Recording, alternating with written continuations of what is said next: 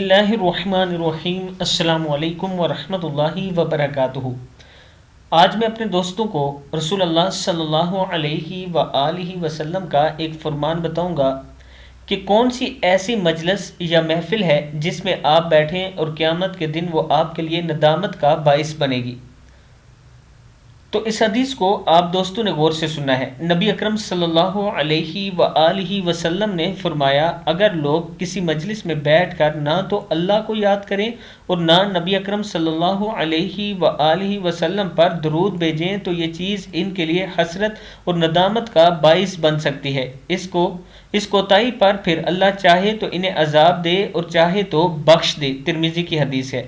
اگر لوگ کسی مجلس میں بیٹھ کر نہ تو اللہ کو یاد کریں اور نہ نبی اکرم صلی اللہ علیہ وآلہ وسلم پر درود بھیجیں تو یہ چیز ان کے لیے حسرت اور ندامت کا باعث بن سکتی ہے۔ اس کوتاہی پر پھر اللہ چاہے تو انہیں عذاب دے اور چاہے تو بخش دے۔ ترمذی کی حدیث ہے۔